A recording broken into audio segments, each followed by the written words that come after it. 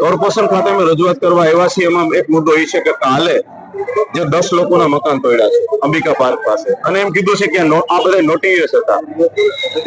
તો એ જે મકાન તોડ્યા છે એમાં નોટિસ જેના તોડ્યા છે બધા નોટિસ છે, એ જે કોઈ બોલ્યો છે એ સાબિત કરીને બતાવો. એક બીજું, એ લોકોના દસ્તાવેજ વાળા મકાન હતા, એ લોકોની માલિકીના મકાન હતા, તો એ લોકોને સામે વળતરના રૂપમાં સામે જમીન આપવી એ જરૂરી છે. ભૂતકાળમાં જમીનો આપી છે આવી રીતે.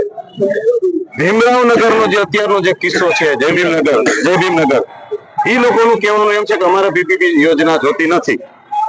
અમને કોર્પોરેશન એમ કહી દે કે જંત્રી મુજબ તમે પૈસા ભરી દો, તો આ લોકો જંત્રી મુજબ પૈસા ભરવા તૈયાર છે.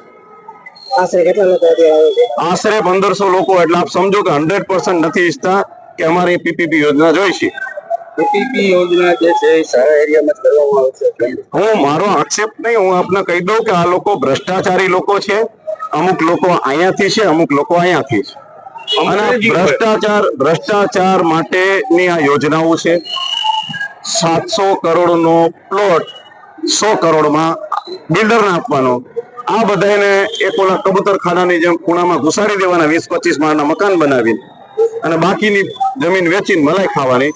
મારું કહેવાનું છે કે તમને ગરીબોની એટલી બધી ચિંતા છે તો કુબલિયાપડા છે, નરસિંહપરા છે, શ્રદ્ધાનંદ વિસ્તાર છે, આવા રાજકોટમાં એટલા બધા ગરીબ વિસ્તાર છે, ત્યાં પીપીપી યોજના કરો, અમે સાથે આવશું.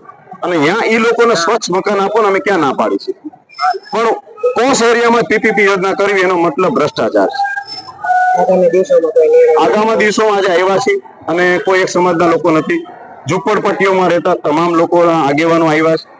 આજે કમિશનર શું નિર્ણય આપે છે, કાલે અમે લોકો બધા બેસી અને આગળના દિવસોમાં શું કરવું એ કાલે અમે બધા અમારી રણનીતિ તૈયાર કરશું. પણ 100% વી આર શ્યોર પીપીપી યોજના નહીં થવા દે.